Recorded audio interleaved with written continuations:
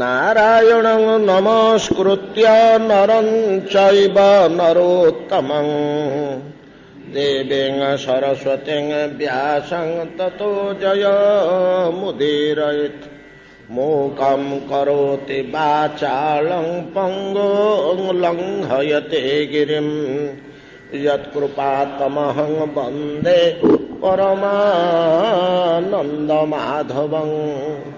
यत्कृपातमहं वन्दे परमानन्दमाधवं।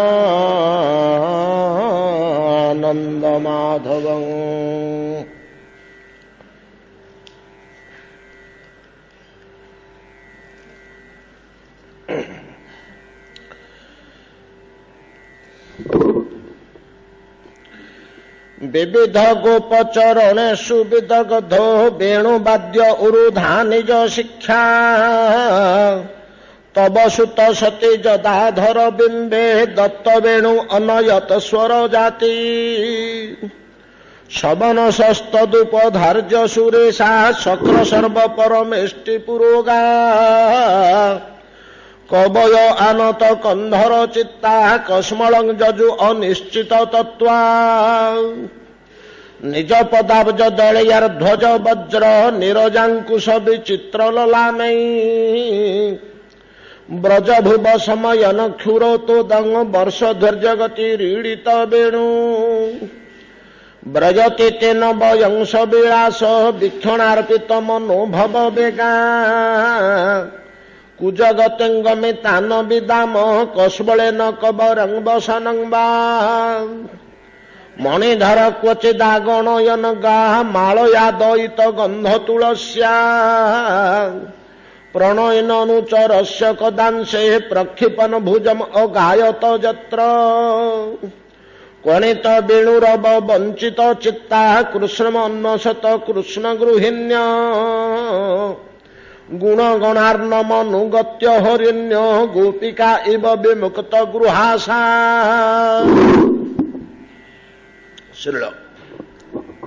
श्रीपाद सुखदेव गोस्वामी कहते महाराज परीक्षित श्रवण करंतु ब्रजांगना मानकर कृष्णानुरागर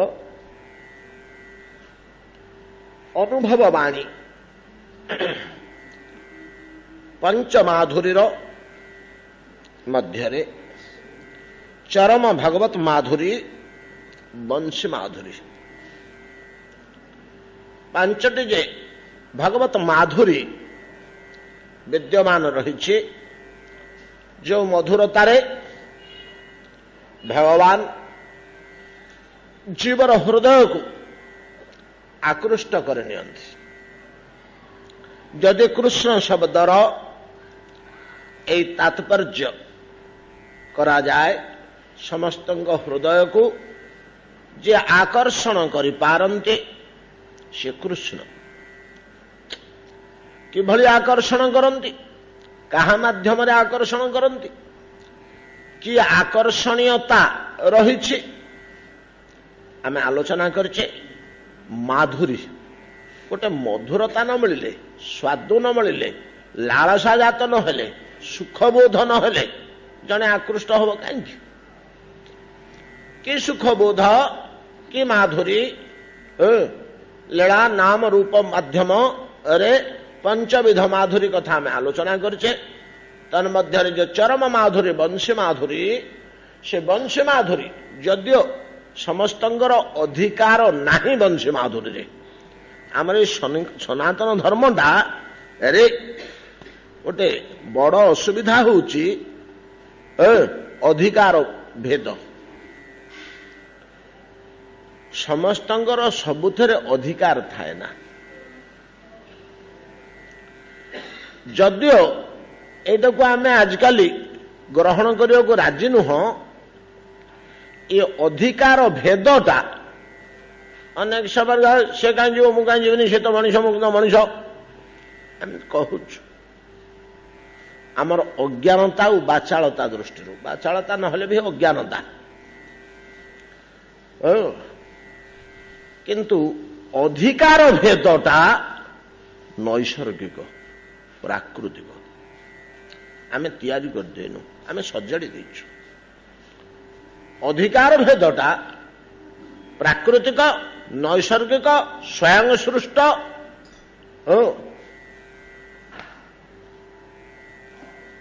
अश्च आम से गभीरता को न जाई एत कथा विचार न करी चिंता न करी कही दौचु कहीं समस्ते मंदिर भर को बसबेनि कहीं ब्राह्मण खाली पूजा कर अन्य कहीं पूरा ब्राह्मण कौन ता जातिपति रखी आम कहूँ एवं ताप कारण खोजुचु सुप्रीमकोर्ट ऑर्डर दे सारे आ कि कहबार ना अधिकार भेद उपरे सुप्रीमकोर्ट दे सारे आदेश जेकोसी लोक हेले से जदि पद्धति जानी मंत्र जानी ताले पूजा कर नहीं गलानी ऑर्डर कौ काल से कौ जातिर जन्म हो जन्मर कथा पड़ी नहीं से पद्धति जो जानी ठीक जन लोक उत्तम चिकित्सा जानी तार सर्टिफिकेट कोर्ट ग्रहण करनी मेडिकल सर्टिफिकेट सी दब भल चिकित्सा सी जाने किंतु पाठ पढ़नी सरकारी डाक्तर नुहे चाकरी करनी डाक्तरखाना किंतु बड़ बड़ डाक्तर क्या भल चिकित्सा जाने से ज्ञान तार अच्छी से चिकित्सा ज्ञान तार अच्छी से गोटे मेडिकल सर्टिफिकेट दब कोर्ट ग्रहण कर तो सुप्रीम कोर्ट कहीं अधिकार भेद न थी कौन स्थान चलबनी जार जो थे अधिकार जो घरे बाप रोषे करुच्ची माँ बजार करुच्ची आम समालोचना करुचु नाकटक जाए बाप घरे रोषे करुच्ची माँ बजार करुच्ची आमको सुख लगुनि अधिकार भेद बड़ भाई थाऊ थाऊ सान भाई पितृक्रिया करदेला कि समाधान करदेला सक्षम थाऊ थाऊ बड़ भाई अतिक्रमण आमको सुख लगुनि विदेश आम देखा आम अपेक्षा अधिकार भेदटा बड़ प्रचंड भाव में रही शिक्षा दृष्टि ज्ञान दृष्टि बयस दृष्टि जे जहाँ अधिकार भेद रही अधिकार भेद न थी कुटिया तो नैसर्गिक जिनिसटा किमी आम आड़े दबा आम आड़े कि दबा कौटे आम आड़े दबा आम चातुर्वर्ण दूर करदे चतुर्वर्ण टाक दूर कर चतुर्वर्ण नैसर्गिक आज्ञा मैन मेड नुह ब्राह्मण क्षेत्र वैश्य शूद्र एटा मैन मेड नुह मनीष तैयारी करनी एपर कि ब्रह्मा तैयारी करना ब्रह्मा सृष्टि सब कर माटी गोड़ी पवन पर्वत समुद्र सब तैयारी करना चातुर्वर्ण सी तैयारी करना क्या वेद सी तैयारी करना वेदर द्रष्टा ना सी कौन वेदर स्रष्टा कि वेद गर्भ ना गर्भरे किए पूरे देता से उद्गार कले से स्रष्टा नुहति वेदर वेद अपरुषय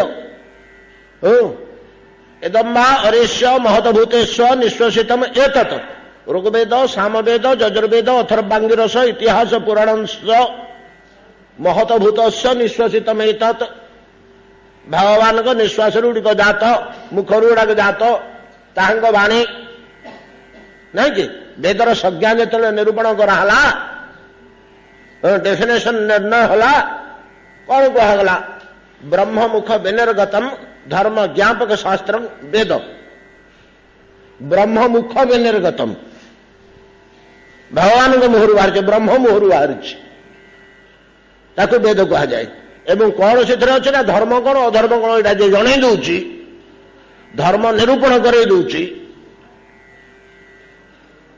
एवं भगवान को मुहर बाहर धर्म निरूपण करूले जदि अन्य क्या मुहर बाहर वेद कहनी सब मुनि ऋषि मैंने कही कौन कथा सबुटा कौन वेद कि वेदर सार कथा अन्य तो मुनि ऋषि मैंने उपदेश स्थल कहते ना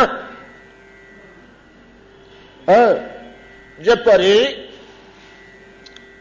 ये चातुर्वर्ण ब्रह्मांड द्वारा सृष्टि नुहे कि वेद द्वारा सृष्टि नुहे वेद द्वारा सृष्टि होता पारे ବେଦରେ ତାର ପ୍ରମାଣ ଥାଇପାରେ, କିନ୍ତୁ ଗୀତାରେ ଯାହା ବିଷୟରେ ଭଗବାନ ସ୍ପଷ୍ଟ ଭାବରେ କହିଲେ ମୟା ସୃଷ୍ଟମ୍ ଚାତୁର୍ବର୍ଣ୍ଣ ମୟା ସୃଷ୍ଟମ୍, ମୁଁ ତିଆରି କରିଛି, ମୁଁ ତିଆରି କରିଥିବା ଜିନିଷଟାକୁ ଭାଙ୍ଗିଦେବାକୁ ସମର୍ଥ କିଏ?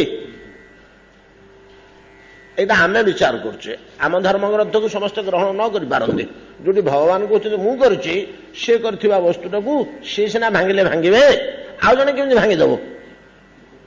ଆଉ ଜଣେ ଭାଙ୍ଗିବାକୁ ସମର୍ଥ କି ତାଙ୍କ କୃତକାର୍ଯ୍ୟଟାକୁ? ତାକୁ ବର୍ତ୍ତମାନ ଭାଙ୍ଗିବାକୁ ଯାଇ ତାକୁ ତ ଆମେ ଭାଙ୍ଗି ପାରୁନୁ, ତାଠୁ ବଡ ଶକ୍ତିଶାଳୀ ଭେଦ ସୃଷ୍ଟି କରୁଛୁ, ବଡ ଶକ୍ତିଶାଳୀ ଭେଦ ସୃଷ୍ଟି କରୁଛୁ। ନହେଲେ ଆମକୁ ବାଟ ନାହିଁ, ଯେହେତୁ ନୈସର୍ଗିକ। ବ୍ରାହ୍ମଣ କ୍ଷତ୍ରିୟ ଧ୍ୱନି ଭିତରେ କିଛି ଫରକ ଅନୁଭବ କରୁଛନ୍ତି ଆପଣ? ଏଇ ଶବ୍ଦଟା ଯଦି ଯାଇକି ଆପଣ ଆମେରିକାରେ କି ଅଷ୍ଟ୍ରେଲିଆରେ କି ଜାପାନରେ କହିବେ ବ୍ରାହ୍ମଣ ଆଉ କ୍ଷତ୍ରିୟ ଏଥିରେ ବଡ ଛୋଟ କିଏ ବାଛିଛି? ସେ କୋଉଠି ବାଛିବ? କେହି ବାଛିପାରିବ? ଯାହାର ବ୍ରାହ୍ମଣ କ୍ଷତ୍ରିୟ ଉପରେ କିଛି ଜ୍ଞାନ ନାହିଁ, ଧ୍ୱନିରୁ କିଛି ସେ ଅନୁଭବ କରିବ। କିନ୍ତୁ ବର୍ତ୍ତମାନ ଆମେ ଯୋଉଟା ସୃଷ୍ଟି କରିଛେ, ଯଦି ବିଦେଶରେ କହିବା ଦିସ୍ ଇଜ୍ ବ୍ୟାକୱାର୍ଡ ଆଉ ଇଟ୍ ଇଜ୍ ଫରୱାର୍ଡ, ଆମେ ତ ଫରୱାର୍ଡ ବ୍ୟାକୱାର୍ଡ କରି ଛୋଟ ବଡ ଏକାଥରେ ନିରୂପଣ କରିଦେଲୁ। ବ୍ରାହ୍ମଣ କ୍ଷତ୍ରିୟ ଭିତରେ ଛୋଟ ବଡ ଧ୍ୱନିରେ ତ ନାହିଁ ସଂଜ୍ଞା। ଆମେ ବ୍ୟବହାରରେ କଣ କରୁଛୁ ସେଟା ଅଲଗା। ବ୍ୟବହାର ଜଗତରେ ଲୋକ ବ୍ୟବହାରରେ ଧୀରେ ଧୀରେ ଶିଥିଳ ହୋଇକରି ଘଷଣା ହେଇଯାଏ, ହସ୍ତଟା ହାତ ହେଇଯାଏ, ମସ୍ତକଟା ମଥା ହେଇଯାଏ। ଏଟା ସ୍ୱାଭାବିକ କଥା। ବ୍ରାହ୍ମଣ କ୍ଷେତ୍ର ଧ୍ୱନି ଶବ୍ଦ ଦୁଇଟା ଭିତରେ ଉଚ୍ଚ ନିଚ ପ୍ରଭେଦ ଆପଣଙ୍କର ଧ୍ୱନ୍ୟାତ୍ମକ ଅନୁଭବ ହଉଛି କିଛି? କୋଉଟା ବଡ କୋଉଟା ଛୋଟ କହିପାରିବ? ଯେ ବିଷୟରେ କିଛି ଜାଣେ ନା ତାକୁ ଜଣକୁ କହି ଲେଖିଦେବା ବ୍ରାହ୍ମଣ କ୍ଷତ୍ରିୟ, ଏଥିରୁ କୋଉଟା ଉଚ୍ଚ କୋଉଟା ନିଚ କହିଲୁ, ସେ କଣ ବୁଝିବ? କିଛି ବୁଝିବନି। ଜଣେ ଅଜ୍ଞ ବ୍ୟକ୍ତି, ଅଣ ହିନ୍ଦୁ ବ୍ୟକ୍ତି, ଯେ ଜାଣେ ନା ବର୍ଣ୍ଣାଶ୍ରମ ବିଷୟରେ ଯାହାର ଜ୍ଞାନ ନାହିଁ। ସେନା ଭିତରେ ଅଛି ବୋଲି ଆମେ ଗୋଟେ ଧାରା ନେଇଯାଇଛୁ। ପ୍ରକୃତରେ ଛୋଟ ବଡ ଅଛି କି? ସେଟା ଆମର ହୀନମନ୍ୟତା, କ୍ଷୁଦ୍ରମନ୍ୟତା, ଛୋଟ ବଡ ଭେଦଟା ସୃଷ୍ଟି କରିଛି। ମୋଟାମୋଟି ଏଇଟା ଦ୍ୱାପର ଯୁଗ ପର୍ଯ୍ୟନ୍ତ ଭେଦ ନଥିଲା, ସମସ୍ତେ ସମାନ ଥିଲେ, ସମସ୍ତେ ସମାନ ଥିଲେ। ତାର ପ୍ରମାଣ ଦ୍ୱାପର ଯୁଗରେ ଯେ କିଛି ନଥିଲା। ସେ ତାଙ୍କର ବିବାହ କାଳରେ ସମସ୍ତଙ୍କ ପାଇଁ ସମାନ ଆସନ ପଡ଼ିଥିଲା। କେବଳ ଋଷିମାନଙ୍କର ଆସନ ଅଲଗା ଥିଲା। ଋଷିମାନଙ୍କୁ ସମାଜରେ ଅଲଗା ସ୍ଥାନ, ଉଚ୍ଚ ସମ୍ମାନ ଦିଆହେଉଥିଲା। ରାଜାମାନଙ୍କର ଅଲଗା ଥିଲା, ଆଉ ଋଷିମାନଙ୍କର ଗୋଟିଏ ଶ୍ରେଣୀ, ରାଜାମାନଙ୍କର ଗୋଟିଏ ଶ୍ରେଣୀ। ଆଉ ବାକି ସମସ୍ତଙ୍କ ଆସନ ସମାନ ଥିଲା। ପ୍ରଜା ମାତ୍ରେ ସେମାନେ ପ୍ରଜା କ୍ୟାଟେଗୋରୀ ପଳେଇଲେ, ଆଉ ପ୍ରଜାମାନଙ୍କ ପାଇଁ ଗୋଟିଏ ପ୍ରକାର ଆସନ। ଆଉ ସେ ବ୍ରାହ୍ମଣ ଉଚ୍ଚ ଆସନରେ ବସିବ, କ୍ଷତ୍ରିୟ ତାଠୁ ଟିକେ ଛୋଟିଆ, ଶୂଦ୍ର ତାଠୁ ଟିକେ ଛୋଟିଆ, ତାକୁ ବଡ ମିଲଟେ ଦିଆହବ, ୟାକୁ ଦିଟା ଆଇଟମ କମ, ଏମିତି ବ୍ୟବସ୍ଥା ନଥିଲା ତ। ସେ ପର୍ଯ୍ୟନ୍ତ ସମାନ ଥିଲେ। ଏପରିକି ଦ୍ୱାପର ଯୁଗ ବେଳକୁ ଟିକେ ଟିକେ ଆଭାସ ଆସିଛି, ସିନା ହେଇନି। ଦ୍ରୌପଦୀଙ୍କ ସ୍ୱୟଂବର ସମୟରେ ଦ୍ରୁପଦ କହିଲେ ସେମିତି କିଛି ନାହିଁ, ଯିଏ ଲକ୍ଷ୍ୟ ଭେଦ କରିପାରିବ। ପ୍ରଥମେ ଯୋଦ୍ଧାମାନଙ୍କୁ ସୁଯୋଗ ଦିଆହେଲା, କାହିଁକି ନା ଏଟା ତ ବିଦ୍ୟାଟେ, ଅସ୍ତ୍ର ବିଦ୍ୟାଟା ଉପରେ ନିର୍ଭର କରୁଛି। ଅସ୍ତ୍ର ବିଦ୍ୟା ପାଇଁକି ଦିଆହେଲା। ଅସ୍ତ୍ର ବିଦ୍ୟାରେ ଯୋଦ୍ଧାମାନେ ଯିଏ ସବୁ ଗଲେ ପାରିଲେନି, ଫେଲ ହେଇଗଲେ। ତେଣୁ ଦ୍ରୁପଦ ଦେଖିଲେ ଝିଅଟା ଅବିବାହିତା ରହିଯିବ, କେହି ପାରିଲେନି। ତେଣୁ ସେ ନିର୍ଦ୍ଦେଶ ଦେଲେ ଯେ ସେମିତି କିଛି ନାହିଁ, ଆମ ପ୍ରଜାମାନଙ୍କ ଭିତରୁ ଯିଏ ଲକ୍ଷ୍ୟ ଭେଦ କରିପାରିବ ସେ ଦ୍ରୌପଦୀର ପାଣି ଗ୍ରହଣ କରିବ। ବ୍ରାହ୍ମଣ ବେଶରେ ଥିଲେ 5 ଜଣ ସେତେବେଳକୁ, କ୍ଷତ୍ରିୟ ରୂପରେ ନଥିଲେ, ଯୋଦ୍ଧା ବେଶରେ ନଥିଲେ। ବ୍ରାହ୍ମଣ ମାନଙ୍କ ଭିତରୁ ଯିଏ ଉଠିଲେ, ଅନ୍ୟ ବ୍ରାହ୍ମଣ ମାନେ ତାଙ୍କୁ ମନା କଲେ, ତମେ କାହିଁ ଗୋଟେ ଦୁଃସାହସ କରୁଛ ଏଡେ ବଡ କାମକୁ? ଆରେ ଗୋଟେ ସୁନ୍ଦରୀ କନ୍ୟା ଲୋଭରେ ପଳଉଛୁ କି? ବୁଢା ବ୍ରାହ୍ମଣ ରହ, ଷଷ୍ଠୀ ବାଚନ କର, ଆଶୀର୍ବାଦ କର, ମନ୍ତ୍ର ପାଠ କର, ସେ କେମିତି ସକ୍ସେସ ହଉ। ଅର୍ଜୁନଙ୍କୁ ପଠେଇଲେ। ଜଣେ ବ୍ରାହ୍ମଣ କ୍ଷତ୍ରିୟ କନ୍ୟାକୁ ପାଣି ଗ୍ରହଣ କଲେ। ତା ପୂର୍ବରୁ ଆମେ ଦେଖିବା ଆଜ୍ଞା, କିଛି ଆମର ଜାତିଭେଦ ଉପରେ ଛୋଟ ବଡ ନାହିଁ। କର୍ମକୁ ନେଇକରି ପ୍ରଭେଦଟା ରହୁଥିଲା। ଖାଲି ତୁଇ କର୍ମ କରିବୁ, ତୁଇ କର୍ମ କରିବୁ, ତୁଇ କର୍ମ କରିବୁ, ତୁଇ କର୍ମ କରିବୁ। କାହା କର୍ମରେ କିଏ ପଶନା, ୟା କର୍ମରେ ସିଏ, ତା କର୍ମରେ ଇଏ ପଶିଗଲେ ସବୁତକ କର୍ମ ଭେଜାଲ ହେଇଯିବ। ଆଉ ଗୋଟେ ଭଲ କର୍ମ ଆମେ ପାଇବାନି। ଆମେ ଆଉ କୋଣାର୍କ ଭଳିଆ ଶିଳ୍ପ ଗଢିପାରିବାନି, କାହିଁକିନା ପରମ୍ପରା ରୂପେ ସେଟା ଯଦି ମାର୍ଜିତ ହେଇକିରି ନ ଚାଲିବ, ଭେଜାଲ ହେଇଯିବ ଏପଟ ସେପଟ ହେଇ, ଆମେ ସେ ଦିଗରେ ଆଗେଇ ପାରିବାନି। ଏଇଟା ଯେମିତିକା ଗୋଟିଏ ତ ବର୍ଣ୍ଣ ନୈସର୍ଗିକ, ସେମିତି ଅଧିକାର ଭେଦ ନୈସର୍ଗିକ। ଏଇଟା ଆମେ ସୃଷ୍ଟି କରିନେ, ଏଇଟା ସ୍ୱତଃ ସବୁଠି ଅଛି, ସେଟା ଆପେ ଆପେ ଆସିଯିବ। ଆମେ ନୂଆ ଅନୁଷ୍ଠାନ ଟିକେ ଗଢିଲେ, କୋର୍ଟ କରିଦେଲା ୟାର କ୍ଷମତା ପରିସର ଏତିକି, ୟାର କ୍ଷମତା ପରିସର ଏତିକି, ୟାର କ୍ଷମତା ପରିସର ଏତିକି, ଅଧିକାର ଭେଦ।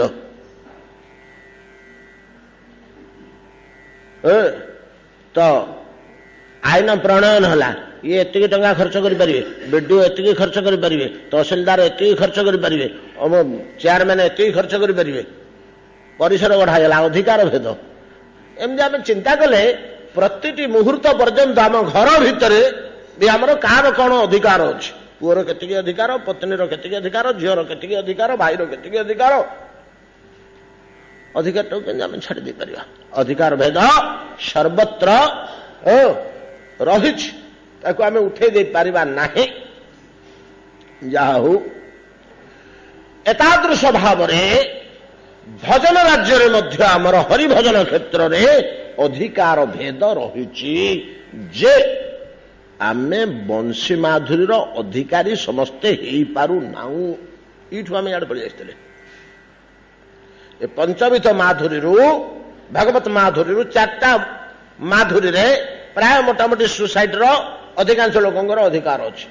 ନାମ ମାଧୁରୀରେ ସମସ୍ତଙ୍କର ସମାନ ଅଧିକାର। ରୂପ ମାଧୁରୀରେ ମଧ୍ୟ ଭଗବାନଙ୍କର ରୂପକୁ ଦେଖିକି, ଲୀଳା ମାଧୁରୀରେ ମଧ୍ୟ ସମସ୍ତଙ୍କର ସମାନ ଅଧିକାର, ସମସ୍ତେ ଲୀଳା ଶ୍ରବଣ କରି ଜନ୍ମ କର୍ମ ଚମେ ଦିବ୍ୟମ ଏବଂ ଯୋ ବ୍ୟକ୍ତି ତତ୍ତ୍ୱତଃ କରିପାରିବେ। ଲୀଳା ମାଧୁରୀ, ନାମ ମାଧୁରୀ, ରୂପ ମାଧୁରୀ। ଗୁଣ ମାଧୁରୀରେ ମଧ୍ୟ ସମସ୍ତଙ୍କର ଅଧିକାର ଅଛି। ସ୍ତବ ସ୍ତୁତି କରିବାକୁ କାହାକୁ ହେଲେ ମନ ନାହିଁ। ଗୁଣ ମାଧୁରୀ ଭଗବାନଙ୍କର ଗୁଣର ବର୍ଣ୍ଣନା, ସ୍ତବ ସ୍ତୁତି ସମସ୍ତେ କରିପାରିବେ।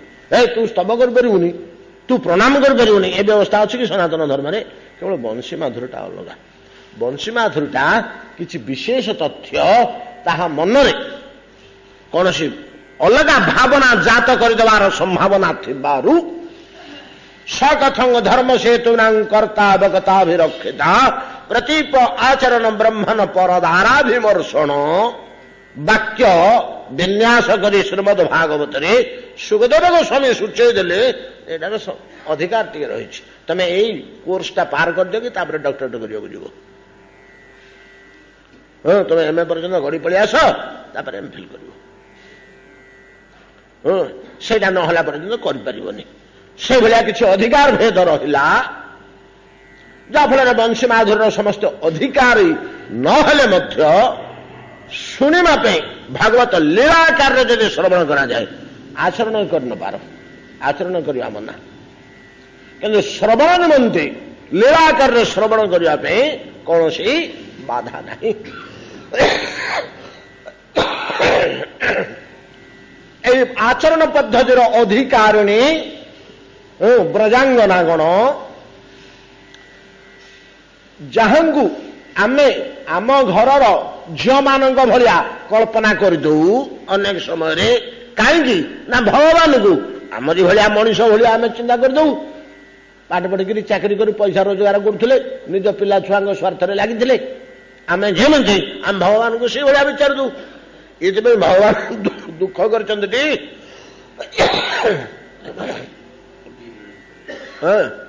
ଏଥିପାଇଁ ଭଗବାନ ଦୁଃଖ କରିଛନ୍ତି। ଅବଜାନନ୍ତି ମାଙ୍ଗ ମୂଢା ମାନୁଷୀ ତନୁମାଶ୍ରିତମ୍, ଅବଜାନନ୍ତି ମାଙ୍ଗ ମୂଢା। ଆମେ ନିଜ ଭଳିଆ କାହିଁ ମତେ ବିଚାର ଦଉଛ? ମୁଁ ତୁମ ଭିତରେ ତ କିଛିଟା ପ୍ରଭେଦ ଅଛି। ମୁଁ ସ୍ରଷ୍ଟା, ତୁମେ ସୃଷ୍ଟି। ମୁଁ ନିୟନ୍ତା, ତୁମେ ନିୟନ୍ତ୍ରିତ, ନାଇଁ କି? এইটা তো ଆମେ ସ୍ପଷ୍ଟ ଅନୁଭବ କରିପାରୁଛେ। ସେ ସ୍ରଷ୍ଟା, ଆମେ ସୃଷ୍ଟି। ଆମ ସାଥିରେ ଯାଇ କେମିତି ସମାନ ହେଇଯିବେ? ଆମ ଭଳିଆ ଚାଲୁଛନ୍ତି, ବୁଲୁଛନ୍ତି, କାନ୍ଦୁଛନ୍ତି କଣ? ହଁ, ସେମିତି ଲୀଳା କରିଦଉଛନ୍ତି ଯେ ଆମର ମୋହ ଉତ୍ପାଦନ ହେଇଯାଉଛି। ଚତୁଃସନତ ମୋହରେ ପଡିଗଲେ ଆମେ କିଏ? ନାଇଁ କି? ଯେତେବେଳେ ବରାହ ମୂର୍ତ୍ତି ପଙ୍କ ଖୋଳି ଖୋଳିକି ମୁଥା କାଢୁଥିଲେ, ବରାହ ଭଗବାନ ଚତୁର୍ସନ କଣ କର କେଡେ ବାରାଟେ ହେଇଛି 10 କୁଇଣ୍ଟାଲ କି 12 କୁଇଣ୍ଟାଲ ମାଂସ ହବ। କୁ ବଣରୁ ଏଇଟା ପଳେଇ ଆସିଲା ବରାହ ଭଗବାନଙ୍କୁ ଦେଖିକିରି ବୋଲେ ବୋଲେ ସେ ବାବାଟେ ପର୍ବତାକାର ହେଲା।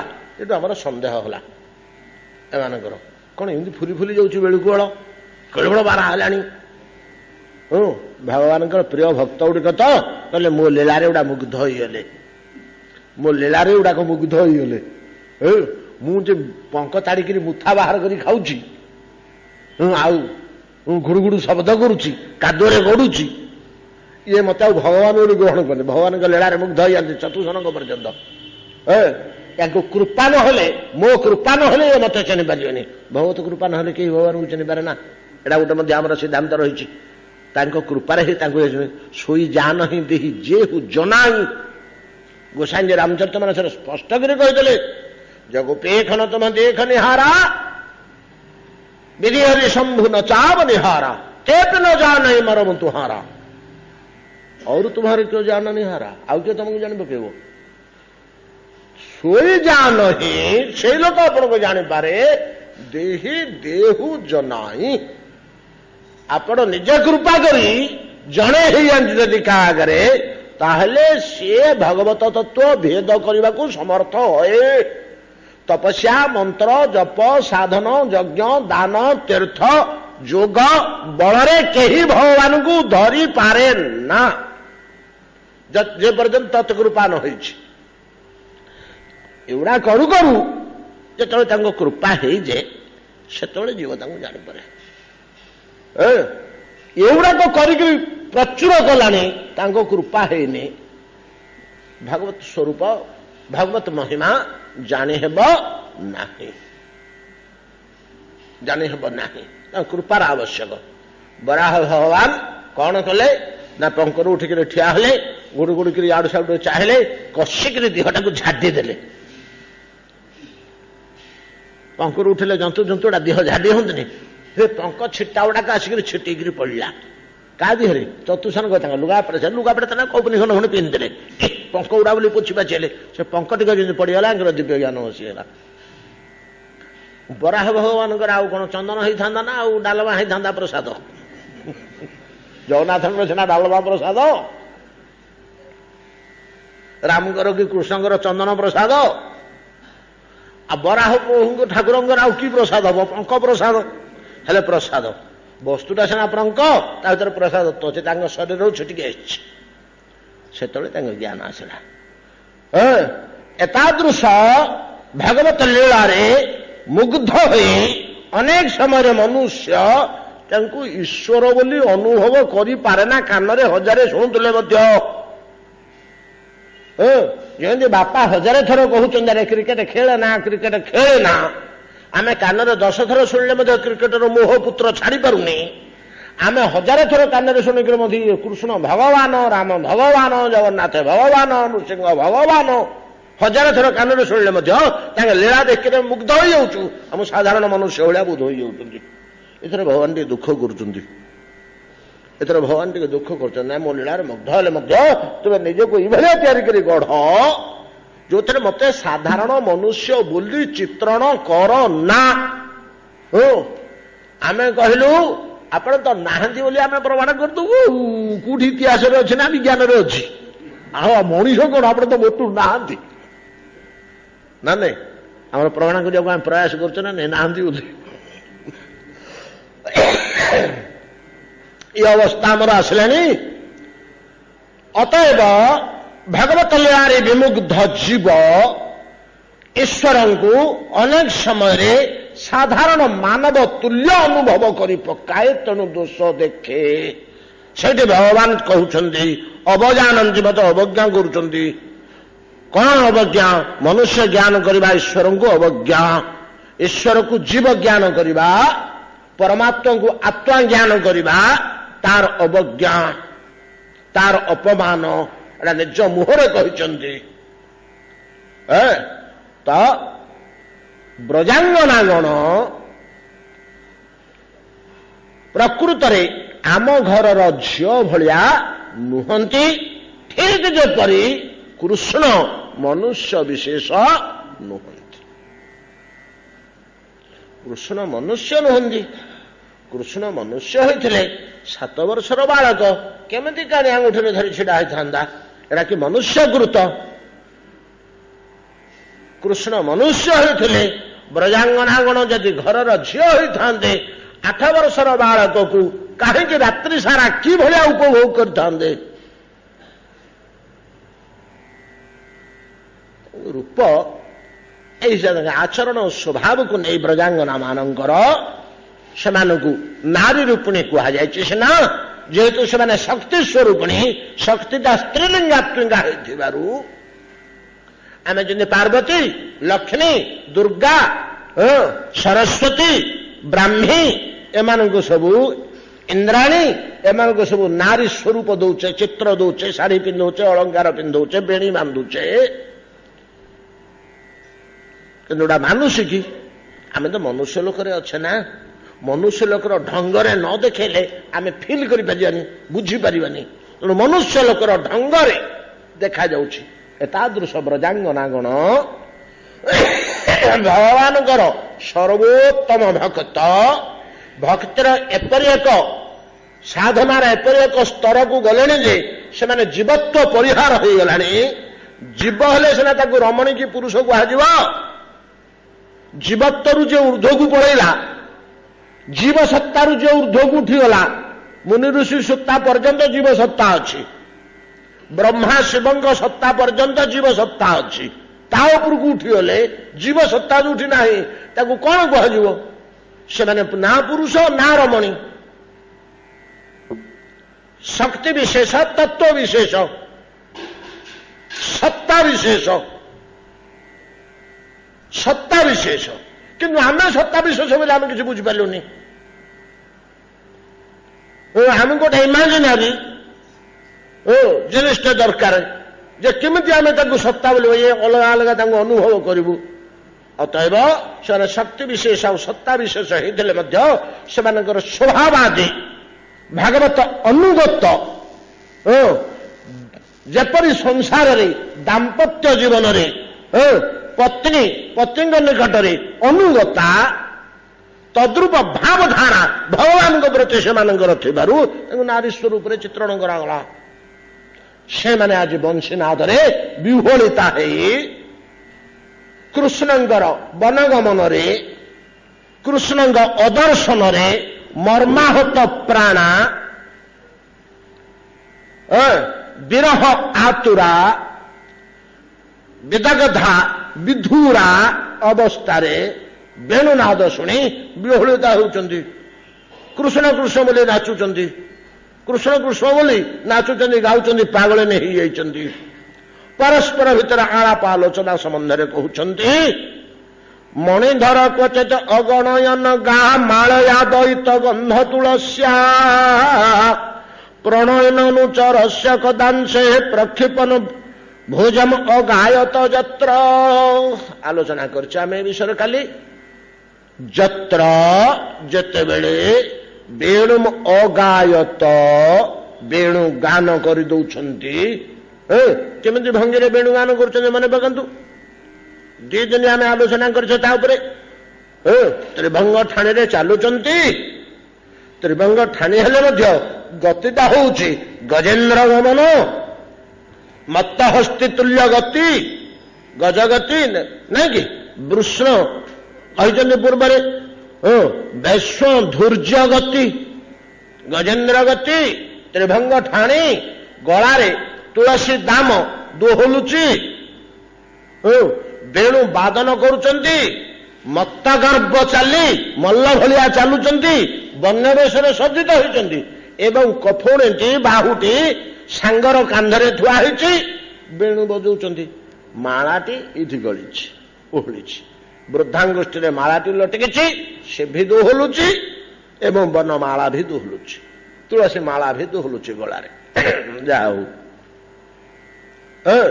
यही भाव में जो वेणु बजई दे गोवर्धन पाद देशर सानु देश वृंदारण्यर प्रांतर भितर चाली पलौचंदी परम शोभामय पुरुष भगवान श्री कृष्ण सखी क्वणित बेणुरव वंचित चित्ता कृष्णम अन्नसत कृष्ण गृहिण्य गुणगणार्णम अनुगत्य हरिण्य गोपिका इव विमुक्त गृहासा। देख देख सखी कौन अवस्था होइछि से बेणुनाद जेतବେଳେ ଅରଣ୍ୟ ଭିତରେ ସଞ୍ଚାରିତ ହେଇଯାଉଛି, ଅରଣ୍ୟ ଭିତରେ ସଞ୍ଚାରିତ ହେଇଯାଉଛି, କ୍ୱଣିତ ବେଣୁରବ ବଞ୍ଚିତ ଚିତ୍ତା। ବେଣୁ ଯେତେବେଳେ କ୍ୱଣିତ ହଉଛି, କ୍ୱଣନ କ୍ୱଣନ ଶବ୍ଦଟା ବଂଶୀ ପାଖରେ କେବଳ ଲାଗିପାରିବ, ଅନ୍ୟ ବାଦ୍ୟ ପାଖରେ କ୍ୱଣନଟା ଲାଗିପାରିବନି। ଯେମିତି କାକଳି କେବଳ ପକ୍ଷୀର ଧ୍ୱନିରେ, କାକଳି କହିଲେ ଧ୍ୱନି, କୁଜନ କହିଲେ ଧ୍ୱନି। ଏ କାକଳି କୁଜନ କେବଳ ପକ୍ଷୀର ଧ୍ୱନିକୁ ହିଁ ବୁଝେଇବ, ଅନ୍ୟ କାହାକୁ ବୁଝେଇବନି। ପଶୁ ପକ୍ଷୀ ମାନଙ୍କର କାକଳି କୁଜନ କୁହାଯାଇ ପାରିବନି, ପଶୁ ମାନଙ୍କର ତାମାନଙ୍କୁ ରାବ ବୋଲି କୁହାଯାଇ ପାରିବ। କିନ୍ତୁ ପକ୍ଷୀ ଭିତରେ କାକ, ତାର ଧ୍ୱନିକୁ କୁଜନ କୁହାଯାଇ ପାରିବନି, କାକଳି କୁହାଯାଇ ପାରିବନି। ଶବ୍ଦ ମାନଙ୍କ ଭିତରେ ପ୍ରଭେଦ ରହୁଛି। କିନ୍ତୁ କ୍ୱଣନଟା ଧ୍ୱନି ବିଶେଷ, ଧ୍ୱନିକି କ୍ୱଣନ କହିଲେ ଏକ ପ୍ରକାର ଧ୍ୱନି। ସେଇଟା କାହାର ଧ୍ୱନିକି ବୁଝେଇବ? ଗୋଟିଏ ପଦାର୍ଥର ଧ୍ୱନିକି ବୁଝେଇବ। କଣ? ଦେହରେ ପିନ୍ଧିଥିବା ଅଳଙ୍କାର ମାନଙ୍କର ଯୋଉ ଝଣତ୍କାର ନାଦ, ସେଇଟାକୁ କେବଳ କ୍ୱଣନ କୁହାଯାଏ, ଆଉ କାହାକୁ କ୍ୱଣନ କୁହାଯାଇ ପାରିବନି। ଶବ୍ଦ ତ ବହୁ ସ୍ଥାନରୁ ଉଠେ, ସମୁଦ୍ର ଗର୍ଜନଠୁ ଆରମ୍ଭ କରି, ପଶୁ ପକ୍ଷୀ ରାବଠୁ ଆରମ୍ଭ କରି, ଘଡ଼ି ଘଣ୍ଟି ଘଣ୍ଟା ପର୍ଯ୍ୟନ୍ତ ବିଭିନ୍ନ ଜାଗାରୁ ନାଦ ଉଠେ। କିନ୍ତୁ କ୍ୱଣନଟା କେବଳ ଅଳଙ୍କାର ସହ, ଅଳଙ୍କାରର ସଂଘର୍ଷରେ ଶରୀରରେ ପିନ୍ଧିଥିବା ଅଳଙ୍କାର ପରସ୍ପର ସହିତ ଘର୍ଷିତ ହୋଇ ଯେଉଁ ଧ୍ୱନି ଉଠେ ତାକୁ କ୍ୱଣନ କୁହାଯାଏ। ଯେମିତି ସିଞ୍ଜନ, ବୀଣାର ଧ୍ୱନିକି ସିଞ୍ଜନ କୁହାଯାଏ। ଏବଂ ଘୁଙ୍ଗୁରର ଧ୍ୱନିକି ସିଞ୍ଜନ କୁହାଯାଏ। ଯୋଉ ପାଦରେ ପିନ୍ଧନ୍ତିନି ଘୁଙ୍ଗୁର, ସିଞ୍ଜନଟା କେବଳ ସେଇଠି ବ୍ୟବହାର ହେଇପାରିବ, ସେଇ ଝଣତ୍କାର ଧ୍ୱନି। ତ ଏଠି ବଂଶୀକି କ୍ୱଣନ ବୋଲି କହୁଛନ୍ତି। ବଂଶୀର ନାଦଟି କିଭଳିଆ ଶୋଭା ପାଉଛି, ବଂଶୀର ନାଦଟାରେ ସୂକ୍ଷ୍ମ, ସରୁ ଆଉ ସୁନ୍ଦର ଯେ, ତ ଅଳଙ୍କାର ମାନଙ୍କର ଝଣତ୍କାର ଧ୍ୱନି, ଏଟା ତ କାବ୍ୟିକ ଛଟାରେ ଲେଖା, ୟା ଭିତରେ ତ କେତେ କଥା ପଶିଯିବ, ରସମୟ ଜିନିଷ। କାବ୍ୟ ମାନଙ୍କରେ ସବୁ ବଡ ବଡ କବି ମାନେ ଲେଖିଛନ୍ତି, ନାଇଁ କି? ତ ଜଣେ ନାୟକ ଅପେକ୍ଷା କରିଛି, ଆମେ ଗୀତ ଗୋବିନ୍ଦରେ ମଧ୍ୟ ପାଇବା। ଆତୁର କଣ୍ଠରେ ଶ୍ରୀକୃଷ୍ଣ ଅପେକ୍ଷା କରିଛନ୍ତି। ଏତିକି ବେଳେ କଙ୍କଣର କ୍ୱଣନ ଶୁଭିଲା, ରାଧାରାଣୀ ଆସୁଛନ୍ତି ଅଭିସାରରେ। ଏଇଭଳିଆ କାବ୍ୟରେ ଆମେ ବହୁ କ୍ଷେତ୍ରରେ ପାଇବା, ବିଶେଷ କରି ଅଭିସାର କ୍ଷେତ୍ର ମାନଙ୍କରେ। ହେଲେ ଏଠି ଯେଭଳିଆ କ୍ୱଣନଟା, ଅଳଙ୍କାରର ଧ୍ୱନିଟା ଅପେକ୍ଷାରତ, ଆତୁର, ଆବେଗପୂର୍ଣ୍ଣ ହୃଦୟ, ପ୍ରତୀକ୍ଷିତ ବ୍ୟକ୍ତିକୁ ଆମୋଦ ପ୍ରଦାନ କରେ।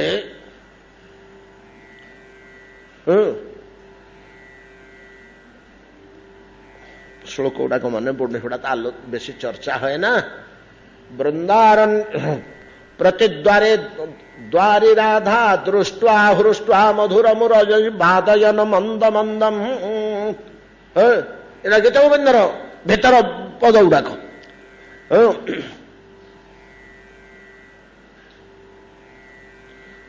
ଆଚ୍ଛା, ମନେ ହଉ ଦେଖିଣି, ଯେପରି ଅଳଙ୍କାରର କ୍ୱଣନ, କ୍ୱଣିତ ଧ୍ୱନି ଅପେକ୍ଷା କରୁଥିବା ନାୟକର ଆବେଗପୂର୍ଣ୍ଣ ହୃଦୟରେ ତ ପରମାନନ୍ଦ ସଞ୍ଚାର କରି, ଏଟା କ୍ୱଣନ ଶବ୍ଦ ଦେବାର ତାତ୍ପର୍ଯ୍ୟ। ସଖୀ, এই ବେଣୁନାଦଟା ଠିକ ତଦ୍ରୂପ କା ମାନବ, କା ଦେବୀ, କା ରାକ୍ଷସୀ, କା ସଂସାରର ଜୀବ, କୃଷ୍ଣ ଗୃହିଣୀ, କୃଷ୍ଣ ଗୃହିଣୀ, କୃଷ୍ଣ ସାର ମୃଗର ଗୃହିଣୀ, ଅରଣ୍ୟ ଭିତରେ ବିଚରଣ କରୁଥିବା କୃଷ୍ଣ ସାର ମୃଗର ଗୃହିଣୀ, କୃଷ୍ଣ ସାର ମୃଗର ପତ୍ନୀ। ତା କାନରେ ଯେତେବେଳେ ବାଜିଯାଏ ଏ ବେଣୁନାଦ, ତା ଭିତରେ ବି ଉନ୍ମାଦନା ସୃଷ୍ଟି କରେ। କୁଣ୍ଡଳ କଙ୍କଣ ରକ୍ୱଣନ ଅପେକ୍ଷାରତ ନାୟକ ହୃଦୟରେ ଯେପରି ପରମାନନ୍ଦ ସଞ୍ଚାର କରେ, ଏବଂ ସେ ପରମାନନ୍ଦଟା କୀଦୃଶ ଆନନ୍ଦ? ଭାବାତ୍ମିକ ଆନନ୍ଦ, ସୁରସାତ୍ମିକ ଆନନ୍ଦ, ଉପଭୋଗାତ୍ମିକ ଆନନ୍ଦ। ସ୍ପଷ୍ଟ ଭାଷାରେ କାମାବେଗ ବୋଲି ନ କହି ଏ ପ୍ରକାର ଶବ୍ଦରେ ଆମେ ଉପଲକ୍ଷ୍ୟ ଦଉଛେ। ଯେଉଁ ପ୍ରକାର ଭାବ ଉନ୍ମାଦ ସୃଷ୍ଟି କରେ, କ୍ୱଣନ ବୋଲି କହିବାର ଏଇ ହଉଛି ତାତ୍ପର୍ଯ୍ୟ। ବଂଶୀନାଦଟା କା ମାନବୀ କା ଦେବୀ, ଅନ୍ୟମାନଙ୍କ କଥା କଣ? କୃଷ୍ଣ ସାର ଗୃହିଣୀ ମୃଗିଣୀ ଗୁଡ଼ିକ, ମୃଗିଣୀ ମାନଙ୍କ କଥା କାହିଁକି କୁହାଗଲା? ଭଗବାନଙ୍କ ପ୍ରତି ସହଜରେ କିଏ ସେ ଆକୃଷ୍ଟ ହୁଅନ୍ତି? ନିର୍ମଳ ଜନମନ ସୋମୋହି ପାବା, ମୋହି କପଟ ଛଳ ଛିଦ୍ର ନ ଭାବା। ଭଗବାନ କହୁଛନ୍ତି ଯେ, ଭଗବାନ କହିଛନ୍ତି କଣ? ଏ ତ ଶାସ୍ତ୍ର ନିର୍ଣ୍ଣୟ ମଧ୍ୟ। ଗୋଟେ ଲୋକର କିଛି ସାଧନ ଭୋଜନ ଦରକାର ନାହିଁ ତ, ତାର ଅନ୍ତଃକରଣଟା ଯଦି ଶୁଦ୍ଧ ଆଉ ନିର୍ମଳ ହେଇଗଲା, ଖାଲି ନିର୍ମଳ ହେଇଗଲା। ନିର୍ମଳ କହିଲେ କୋଉ ଦୃଷ୍ଟିରୁ? ଏଇ କୁଟିଳତା, ଈର୍ଷା, ବିଦ୍ୱେଷ, ଅସହିଷ୍ଣୁତା, ମତ୍ସରିତା, ପରଶ୍ରୀକାତରତା, ଲୋଭ, ମଦ, ଅହଙ୍କାର ଇତ୍ୟାଦି ଭାବରୁ ନିର୍ମଳ ହେଇଗଲା, ହେଲେ ଭଗବାନଙ୍କୁ ପାଇଯିବ। ହେଲେ ଭଗବାନଙ୍କୁ ପାଇଯିବ। ଯୋଗ ଜ୍ଞାନ ତପସ୍ୟାର କୌଣସି ଆବଶ୍ୟକତା ନାହିଁ। ଯଦି ଆମେ କହିବା ଯୋଗ ଜ୍ଞାନ ତପସ୍ୟା ପ୍ରଭୃତି ଶାସ୍ତ୍ରରେ କହୁଛି, ଏଗୁଡ଼ା ନ କଲେ କେମିତି ହବ? ଏଗୁଡ଼ାକ ଖାଲି ହୃଦୟକୁ ସଫା କରିବା ପାଇଁ, ଦୂଷିତ ହୃଦୟକୁ ନିର୍ମଳ କରିବା ପାଇଁ। ଯୋଉଦିନ ହୃଦୟ ନିର୍ମଳ ହେଇଯିବ, ସେଦିନ ଭଗବତ ଅନୁଭୂତି ହେଇଯିବ। ପାଣିଟା ଗୋଳିଆ ହେଇଥିଲା ପର୍ଯ୍ୟନ୍ତ ପ୍ରତିବିମ୍ବଟା ଦୁଷୁନି ତା ଦେହରେ। ଯୋଉଦିନ ନିର୍ମଳ ହେଇଯିବ ତ ପ୍ରତିବିମ୍ବ ଦୁଷିବ। ସୂର୍ଯ୍ୟ ଆକାଶରେ ଯେ ଚନ୍ଦ୍ରମା ଆକାଶରେ ଉଦୟ ହୋଇଛନ୍ତି, ଏ ପାଣିର ପ୍ରତିବିମ୍ବ, କାରଣ ପ୍ରାଣୀଟା ବହଳ ହେଇଯାଇଛି, ମାଟି ଗୋଳି ହେଇକିରି, ପଙ୍କ ଗୋଳି ହେଇ ନିର୍ମଳ ନାହିଁ, ଆଉ ଦୁଷୁନି ପ୍ରତିବିମ୍ବ। ଜଳଟା ଯୋଉ ମୁହୂର୍ତ୍ତରେ ସ୍ୱଚ୍ଛ ହେଇଯିବ, ସେ ମୁହୂର୍ତ୍ତରେ ଦେଖାଯିବ ତା ଦେହରେ। ଅତଏବ ନିର୍ମଳ ହୃଦୟ ଜୀବମାନଙ୍କ ଭିତରେ ଅତି ନିରୀହ ସରଳ ଗୋ ମୃଗ ନାଇଁ କି? ଗୋ ମୃଗ ପ୍ରଭୃତି ଏମାନଙ୍କୁ ଆମର ଗ୍ରହଣ କରାହେଇଛି। ସେମାନଙ୍କ ଭିତରେ ଏତେ ସରଳ ଜୀବ ସେଗୁଡ଼ିକ, ସେମାନଙ୍କ ଭିତରେ କୌଣସି ସେ ଭଳିଆ କୁଟିଳତା ପ୍ରଭୃତି, ବିଦ୍ୱେଷ ପ୍ରଭୃତି ଭାବ ନାହିଁ, ଅତି ନିରୀହ, ମଲା ମାଛିକି ମ କହିବା ନୁହନ୍ତି। ଏଣୁ ସେମାନଙ୍କ ପାଖରେ ତତ୍କ୍ଷଣାତ ଏ ବେଣୁନାଦ କ୍ରିୟା କରୁଛି ନିର୍ମଳ ହୃଦୟ ଯୋଗୁଁ। ଏଣୁ କୃଷ୍ଣ ସାର ଗୃହିଣୀ ମୃଗୁଣୀ ବା ହରିଣୀକି ଉପଲକ୍ଷ ରୂପେ ବ୍ରଜାଙ୍ଗନା ମାନେ ନେଉଛନ୍ତି। ସଖୀ କଣିତ ବେଣୁରବ ବଞ୍ଚିତ ଚିତ୍ତା, ତାର ଚିତ୍ତଟା କଣ ହେଇଛି ନା ବଞ୍ଚିତା, ଅପହୃତା।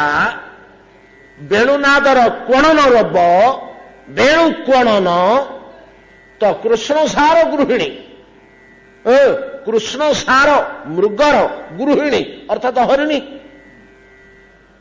ସେ ହରିଣୀର ନିଷ୍କପଟ ସରଳ ସ୍ୱଚ୍ଛ ମନକୁ ଏ ବେଣୁନାଦ ଅପହରଣ କରିନେଲା। କୃଷ୍ଣର ବେଣୁନାଦ ଅପହରଣ କରି ନିଅନ୍ତେ। କଣିତ ବେଣୁରବ ବଞ୍ଚିତ ଚିତ୍ତା କୃଷ୍ଣ ଅନ୍ନସତ କୃଷ୍ଣ ଗୃହିଣ୍ୟ, କୃଷ୍ଣ ଗୃହିଣ୍ୟ, କୃଷ୍ଣ ସାର ଗୃହିଣୀ, ତାର ଶାବକ, ତାର ପତି, ତାର ପରିସର, ତାର ଯୋଉ ସ୍ଥାନରେ ସେ ବିଶ୍ରାମ କରେ, ତାର ଅରଣ୍ୟାଞ୍ଚଳ ଇତ୍ୟାଦିରେ ସେ କ୍ରୀଡ଼ା କରୁଥିଲା। ଯେମିତି ବେଣୁନାଦ ତା କାନରେ ପଡ଼ିଲା,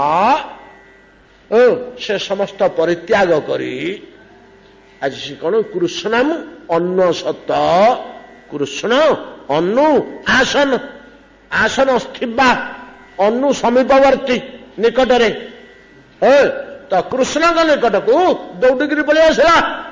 କୃଷ୍ଣଙ୍କ ଅନ୍ନସତ ଆସି ଶ୍ରୀକୃଷ୍ଣଙ୍କ ନିକଟବର୍ତ୍ତିନୀ ହେଇ ସେଇ ହରିଣୀ ନୟନ ମୁଦ୍ରିତ ପୂର୍ବକ, ନିମିଳନ ପୂର୍ବକ से वेणुनाद को आकंठ पान करी कि अनिर्वचनीय सुख गोटे तार अंतःकरण से भोग करुचे से कृष्ण सार गृहिणी हरिणी कणित वेणुरव वंचित चित्ता कृष्णम अन्वसत कृष्ण गृहिण्य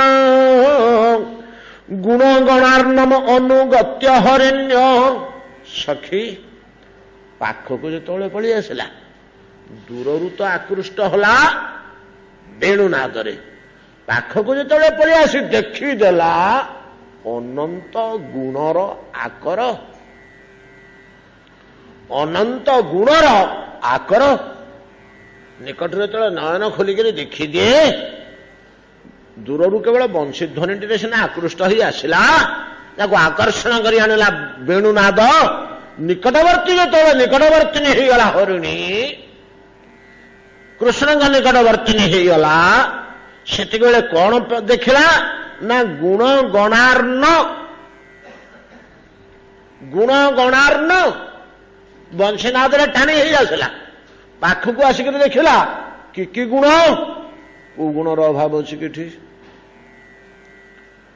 रूप लावण्य बेश गति माधुरी नयन छटा केशकलाप अधर लालिमा नासिकार शोभा बक्षर प्रशस्ति कोटा अभाव अच्छे कोटा अभाव अच्छे सबुथरे लावण्य सबुथरे माधुरी भरपूर होकर रही जो निकटवर्ती होकर देखीदेला दूर खाली बंशीनाद आकृष्ट ही आसीला निकटवर्ती होते श्रीकृष्ण स्वरूप से हरिणी बनर हरिणी देखीदेला सखी गुण गणार्न अनुगत्य सांगे सांगे आनुगत्य समर्पित करदेला निजको से चरणारविंद जिते समर्पण करदेला हरिणी सेतिके बेले ता अंतःकरण भितर ता पति ता शावक ता गृह ता अरण्य ता परिसर ता भविष्यत सब मूल पछकरी फिंगी दे निजको पूर्ण समर्पण करदेला भगवत चरणारविंद रे भूलीगला से गुड़ को एुड़ाक मोर केवे थिला भूली ही गला कैसे हरिणी आ से फेरिक जाए तार परिवार परिसर भितर को आउ से फेरिक जाए ता शावक तार पति तार बंधु ताको केते खोजी थिबे कुआड़े गला हरिणी बोली आ से फेरिक जाए कृष्णार्पित प्राणा है भगवान निकट निजक समर्पण करदे आकृष्ट ही आसला बंशीनाद दर्शन रे विविध गुण रे एपरी बिक्री ही गला निजको बिक्री करदेला बिना मूल्य रे मधुपकु माधविका जेमंत तेमंत मोर जीविका गो स्वेच्छारे मु होइछि विकास जनी गो सब आमर रही सब भाव गुड़िक विदग्ध चिंतावणी मधुपकु माधविका कृष्ण गुण कृष्ण रूप कृष्ण माधुरी भगवत रस भगवत लावण्य भगवत गुण भगवत आकर्षण शक्ति ये जे खाली संयोग करदे निजको ता सहित मिली गला से टिके समर्पित हो ब्रजांगनागण परस्पर यही आवेगमय वाक्य आलाप काल से माने निज कथा ही कहउचंदी हरिणी माध्यम से माने हरिणीर कथा प्रकृत में कहूना हरिणी की उपलक्ष दे निजर कथा ही कहउचंदी स्पष्ट भाव में खोलिकी कहीदेला गुण गणार्न अनुगत्य हरिण्य गोपिका इव विमुक्त गृहाशा गृह आशारू संपूर्ण मुक्त जो गृह बंधन आम गृह को बंधन बोली कहू ता शब्द गृह बंधन जदियो गृह मध्य आश्रम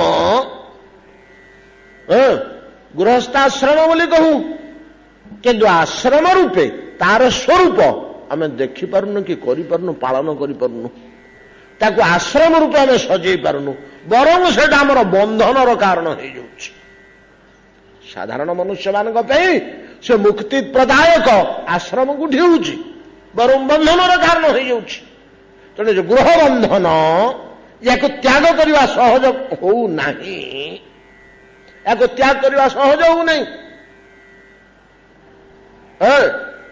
या जो प्रचंड बंधन एथर मुक्त हवा और जो व्यवस्था ये कृष्ण माधुरी कृष्ण लावण्य जहाँ छुईदेला अनायास देहरु खोल खसला पड़िया साप देहरु झड़ी पड़ कौन ए बंधन आपे झड़ी पड़ जहाँ कार एमती हरिणर जो अवस्था है ना गोपिका आईब आउ कार हो कि न हो गोपी मानकर समस्त पति पुत्र गृह सब अच्छे टिके मोह की ममता की आसक्ति की बंधन सेपट प्रति नहीं सके सर्वस्व त्याग करी जेपरी आम कृष्णार्पित प्राणा हरिणी गुड़िक अरण्यर से अवस्था प्राप्त होती कणित बेणुरव वंचित चित्ता कृष्णम अन्नसत कृष्ण गृहिण्य गुणगणार्ण अनुगत्य हरिण्य गोपिकाइब गोपिकाइब आम भलिया अवस्था है हरिणीर गोपिका इव विमुक्त गृहासा कुंददाम कृत कौतुक वेश गोप गोधन वृत जमुनाया नंद सुनुरन घेतव वच्छ नर्मद प्रणय नांग बीजहार समय होगलानी परवर्ती श्लोकटी आसंता काली आलोचना करवा एतिक आज भागवत विश्राम।